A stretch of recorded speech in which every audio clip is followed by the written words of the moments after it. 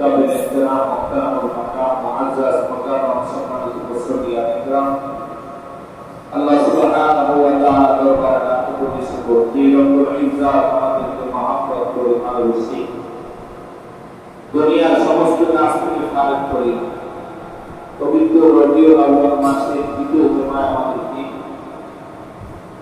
জুমার সালাত আদায় করার জন্য একত্রিত করেছে। এই জন্য আমরা মন থেকে দিল থেকে শুকরিয়া জ্ঞাপন করি, সকলেই একযোগে একসরে বলি আলহামদুলিল্লাহ হামদান কাসীরান তাইয়িবান মুবারাকান ফীহ। মুহতারাম হাজিরিন, আমি ভূমিকা বাদ দিয়ে আমার আলোচনার মধ্যে আমি ঢুকে যাচ্ছি। গত সপ্তাহে আমরা আলোচনা করেছিলাম নবী মুহাম্মদ সাল্লাল্লাহু আলাইহি ওয়াসাল্লাম যখন তার বয়স ছিল একটু 7 থেকে 8 বছর বয়স, এই বয়সে আমরা রাসূল সাল্লাল্লাহু আলাইহি ওয়াসাল্লামের সাথে বিভিন্ন সময় বিভিন্ন মুহূর্তে অনেক অলৌকিক ঘটনা ঘটেছে, যা আমরা গত সপ্তাহে শুনেছিলাম। আল্লাহ রাসূলের জীবনে যদি বলতে হয় সারা বছর সারা জীবনই বলা যাবে, শেষ হবে না। এই জন্য মূল কিছু পয়েন্ট আমি আপনাদের কাছে তুলে ধরব। যেহেতু রবিউল আউয়াল মাস চলতেছে, রাসূল সাল্লাল্লাহু আলাইহি ওয়াসাল্লামের বয়স যখন 8 বছর, চাচা আবু তালিবের সাথে মক্কা থেকে সেই ব্যবসায়িক উদ্দেশ্যে শামে গিয়েছিলেন।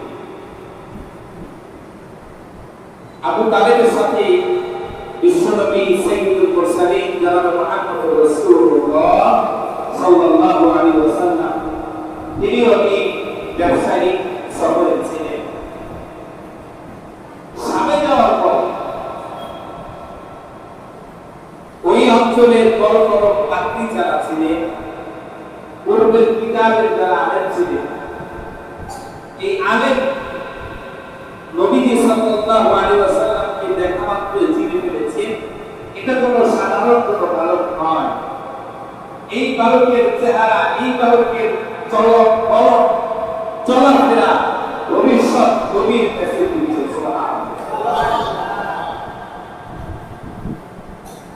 পাত্রীরা যখন রাসূল সাল্লাল্লাহু আলাইহি ওয়াসাল্লামকে দেখলেন,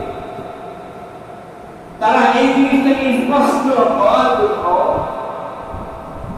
আবু তালেব এবং তার ব্যবসায়িক বাণিজ্যে কাফেলা করতে যারা ছিলেন তাদেরকে একবেলা খাবারের জন্য তাদেরকে দাওয়াত দেওয়া। আবু তালেবকে যখন বললেন যে আমি আপনাদের আজকে দুপুরবেলা মেহমানদারি করতে চাই, আবু তালেব বললেন ঠিক আছে, আমরা মেহমানদারি গ্রহণ করলাম। এদিকে ওই রাহেল বা পাত্রী তিনি খাবারের ইন্তজাম করা শুরু করেছে।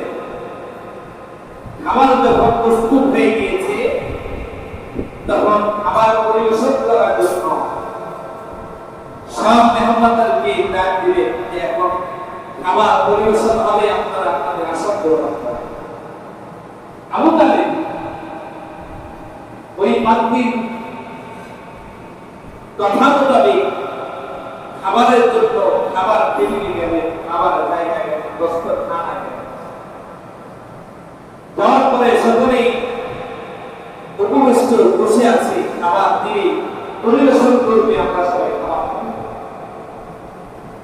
এই দিক দিয়ে সেই পাত্রী আবু তালেবকে বলতেছেন, আবু তালেব তোমরা সবাইকে এখানে উপস্থিত হয়েছে নাকি কেউ বাকি আছে? আবু তালেব বললেন যে না, আমরা সবাই এখানে উপস্থিত আছি। বলল ভালো করে দেখো কে উপস্থিত নাই। আবু তালেব দেখতেছেন যে না, আমার ব্যবসা বাণিজ্যের আমার কাফেলা করতে যারা বড় বড় মাতবর ছিল, বড় বড় ব্যবসায়ী যারা ছিল, সবাই এখানে অবস্থান, সবাই এখানে মজুদ আছে। আবু তালেব বলল যে না, সবাই এখানে আছে, আপনি খাবার দিতে পারেন। আপনি তখন বলতে তোমাদের সাথে যে ছোট 8 বছরের বালক, সেই বালকটাকে আগে তাকে ডাক দিয়ে নিয়ে আসো, এরপর খাওয়া দাও। সুবহানাল্লাহ বলুন। এটা আমার আবু তালেবের প্র্যাকটিসের মধ্যে ঢুকে গেছে। আবু তালেব বলল, হ্যাঁ আমার ভাতিজা মুহাম্মদের জন্য আমাদের খাবার বন্ধ, খাবার দিচ্ছে না, তাকে এখানে আনতে হবে, এটা মনে মনে উনি করতেছে। এরপরে আবু তালেব রাসূল সাল্লাল্লাহু আলাইহি ওয়াসাল্লামকে ডাক দিলেন, এ মুহাম্মদ এদিকে আসো। তো রাসূল সাল্লাল্লাহু আলাইহি ওয়াসাল্লাম আবু তালেবের পাশে এসে বসলেন। 8 বছরের যুবক।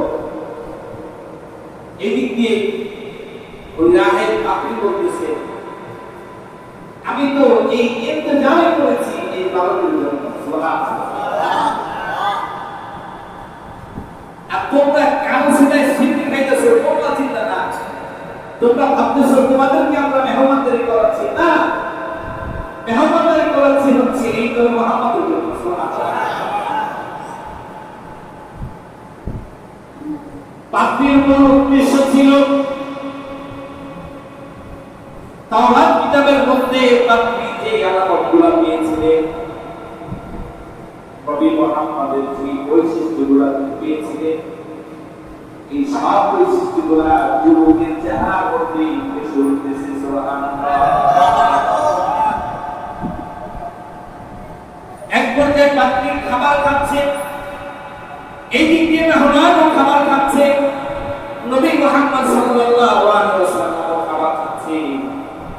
দেখতেছেন আল্লাহ রাসূলের খাবার কিভাবে খাচ্ছে, এটা কোনো সাধারণ মানুষ নয়। প্লেটের ডান পাশ থেকে খাবার শুরু করেছে, ছোট ছোট ভাবে পাপড়ি আর বসতে দেরি হচ্ছে না, এটা শেষ নবী হবে। পাপড়ি বিভিন্ন ভাবে পরীক্ষা করছে। এই যে নবী মুহাম্মদ সাল্লাল্লাহু আলাইহি ওয়াসাল্লাম আখেরি পয়গম্বর হবে, শেষ নবী হবে, তার মধ্যে কিছু বৈশিষ্ট্য অবশ্যই থাকবে। এক পর্যায়ে আবু তালেবকে জিজ্ঞেস করলেন পাপড়ি, আরো আবু তালেব, এই যে তোমার সাথে যে সন্তান মুহাম্মদ, এটা তোমার কি লাগে? আবু তালেব বললেন, এটা আমার সন্তান লাগে। এই কথা বলার সাথে সাথে রাহেব পাপড়ি মুস্কি হেসে দিলেন, বললেন, আবু তালেব তুমি আমার কাছে এরকম করছো, এটা তো তোমার সন্তান নয়। কারণ হচ্ছে এই বালকের সন্তান, এই বালকের বাবা যিনি হবে তার নাম হবে আব্দুল্লাহ, আর তোমার নাম হচ্ছে আবু তালেব। তোমার কি আত্মীয় লাগে তুমি সেটা বলো। আবু তালেব বলতে, ও রাহেব পাপড়ি, এটা আমার আপন ভাতিজা। সুবহানাল্লাহ। এরপর বিশ্বনবী রাহমাতুল লিল আলামিনকে পাপড়ি আবার নতুন করে পরীক্ষা করছে, খাবার খাওয়া দেখতেছেন, অবশিষ্ট খাবার যেটা ছিল সব খাবার তিনি খেয়ে পেটটাকে সুন্দর করে চেপে বসে খেয়ে ফেলেছেন। রাহেবের কাছে স্পষ্ট হয়ে গেল। এক পর্যায়ে রাহেবের কাছে সব যখন স্পষ্ট হয়ে গেল, রাহেব এবার সর্বশেষ যেই টেস্ট আদি পরীক্ষাটা সেটা সম্পূর্ণ হতে যাচ্ছে। রাহেব ওই ছোট্ট মানব নবী মুহাম্মদ রাসূলুল্লাহ সাল্লাল্লাহু আলাইহি ওয়াসাল্লামকে বললেন, বাবা তুমি তোমার পিঠ থেকে কাপড়টা সরিয়ে নাও, আমি তোমার পিঠটা একটু দেখব। আবু তালেব বললেন, কেন তুমি তার পিঠ দেখবা? রাহেব বললেন, আমি একটু দেখতে চাই। আবু তালেব বললেন, আচ্ছা ঠিক আছে দেখেন। রাহেব ওই পাপড়ি নবী মুহাম্মদ রাসূলুল্লাহ সাল্লাল্লাহু আলাইহি ওয়াসাল্লামের যখন এই পিঠ থেকে কাপড়টা সরাবে, পিঠের মধ্যে দেখতেছি নবুয়তের মোহর দেখা যায়। নবুয়তের মোহর যখন দেখতে পেলেন, পাপড়ি তখন নবুয়তের মোহরের উপর চুমো দিয়ে ধরে পেঁচিয়ে ধরলেন আর বললেন, আশহাদু আল্লাহ ইলাহা ইল্লাল্লাহু ওয়া আশহাদু আন্না মুহাম্মাদান আবদুহু ওয়া রাসূলুহু। এই কথা বলার পরে রাহেব পাপড়ি বললেন, ও আবু তালেব, শামের মধ্যে তোমরা আসছো ব্যবসা বাণিজ্য করার জন্য, এই শামে তোমার অবস্থান রাখা হবে না। তোমার ভাতিজা মুহাম্মদ সাল্লাল্লাহু আলাইহি ওয়াসাল্লামকে শামে রাখা যাবে না, তাই তুমি মক্কাতে নিয়ে যাও, কারণ কোন আরে কোন মুশরিক যদি চিনতে পারে যে এটা আখির নবী হবে, তাহলে তাকে যে কোনো আবেগ বলা কৌশলে তাকে হত্যা করে ফেলতে পারে। তবে আবু তালিব সরো তোমার ভাতিজা কোনো সাধারণ কোনো মানুষ নয়, সাধারণ কোনো যুবক নয়, তোমার ভাতিজা হবে ভবিষ্যতের আখির নবী। তোমার ভাতিজা হবে আখির নবী, শেষ নবী, সাইয়্যিদুল মুরসালিন, খাতামুন নবিয়্যিন। সুতরাং তুমি তোমার এই ভাতিজাকে সম্পূর্ণ প্রদিক দিয়ে তুমি মক্কায় দিয়ে যাও। সুবহানাল্লাহ। রাসূল সাল্লাল্লাহু আলাইহি ওয়াসাল্লামের নবুয়তের এই কাজ এরকম ধারাবাহিকভাবে মক্কায় আস্তে আস্তে প্রকাশ হতে থাকে। মক্কার মানুষ আল্লাহ রাসূলের আদর্শ দেখে, চরিত্র দেখে সবাই একবারে বলল, নবী মুহাম্মদ শুধু মুহাম্মদ নয়, শুধু আহমদ নয়, তিনি হচ্ছেন আল আমিন। সুবহানাল্লাহ। বিশ্বস্ত মানবতার কান্ডারি হচ্ছেন নবী মুহাম্মদ সাল্লাল্লাহু আলাইহি ওয়াসাল্লাম। কাফের মুশরিক বেঈমানেরা আল্লাহর নবী মুহাম্মদ রাসূলুল্লাহ সাল্লাল্লাহু আলাইহি ওয়াসাল্লামকে তার চরণ, তার ওঠা-বসা সব কিছুই প্রত্যেকটা মক্কাতুল মুকাররমায় শিশুদের আদর্শ হিসাবে ছিলেন নবী মুহাম্মদ।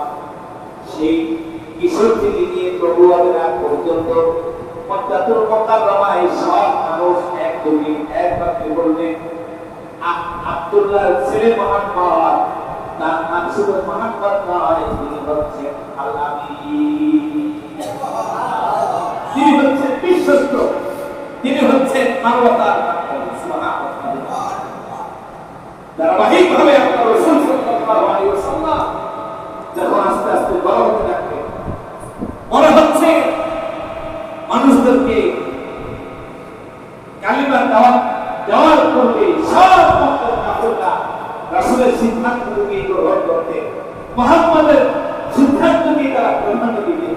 এমনকি হযরত আসওয়াদকে আমরা হজ করতে গেলে, উমরা করতে গেলে দেখে থাকি, ওই হযরত আসওয়াদ সেই কুরাইশ বংশের মক্কা আবাদ করলেন যে হযরত আসওয়াদটা কে উঠাবে, এটা নিয়ে একটা দ্বন্দ্ব ছিল। সব তন্ত্রের বড় বড় কিতাবে বলেছে যে আগামীকাল সর্বপ্রথম এই বাইতুল্লাহ সামনে এসে নামাজে দাঁড়াবে, সেই কিতাব উঠাবার অধিক হক রাখি আল্লাহ রাসূল সাল্লাল্লাহু আলাইহি ওয়াসাল্লাম বলেন যে সর্বপ্রথমে ওই বাইতুল্লাহ সামনে এসে তিনি আল্লাহ তাআলার কাছে প্রার্থনা করতেছেন, উম্মতের জন্য দোয়া করছেন। মক্কাতুল মুকাররমা সব মানুষ দেখতেছে যে না, সবার আগে যে এখানে এসেছে সে হচ্ছে আমাদের বংশের সন্তান মুহাম্মদ আল আমিন। সুতরাং এই হযরত আসওয়াদটা তার স্থানে রাখার উপযুক্ত একমাত্র মুহাম্মদ সাল্লাল্লাহু আলাইহি ওয়াসাল্লাম। এই হযরত আসওয়াদকে তার স্থানে রাখবে। দেখেন কেমন করেছে, নিজে একটা রাখেন নাই, বড় বড় আউস আব্দুল্লাহ দুঃখিত, বড় বড় কুরাইশ বংশের বড় বড় যারা করছেন, ওই গোত্রের প্রধানদের ডাক দিলেন। এরপরে যে চাদরের উপর হযরত আসওয়াদটা ছিল, মাত্রটা ছিল, এক একটা কোণা, এক একটা গোত্রের বাদশা, গোত্রের যারা মান করছিলেন তাদের হাতে বললেন, আর রাসূল নিজ হাত দিয়ে ওই হযরত আসওয়াদকে তার আসনে রেখে দিলেন। সুবহানাল্লাহ। এক পর্যায়ে আল্লাহ রাসূল সাল্লাল্লাহু আলাইহি ওয়াসাল্লাম সবার প্রতি বিশ্বাস করেন। যখনই আল্লাহ রাসূল সাল্লাল্লাহু আলাইহি ওয়াসাল্লাম নবুয়ত পেয়ে 40 বছরে রোমান্টিত হয়ে পদার্পণ করে, তখন থেকে মক্কার সব মানুষের শত্রু হয়ে গেল। নাউযুবিল্লাহ। যে নবী সবার সামনে, সবার কাছে একটি মডেল ছিলেন, সবার সামনে মানবতার কান্ডারি ছিলেন, 40 বছর হতে না হতে সেই নবী আবার সবার দুশমন হয়ে গেলেন। অথচ এরকম ছিল নবী মুহাম্মদ রাসূলুল্লাহ সাল্লাল্লাহু আলাইহি ওয়াসাল্লাম যখন মক্কার অলিতে গলিতে দাঁড়িয়ে থাকতেন, কাফির কুরাইশ মুশরিকরা ব্যবসা বাণিজ্য দেওয়ার কি নবী মুহাম্মদ রাসূলুল্লাহ সাল্লাল্লাহু আলাইহি ওয়াসাল্লাম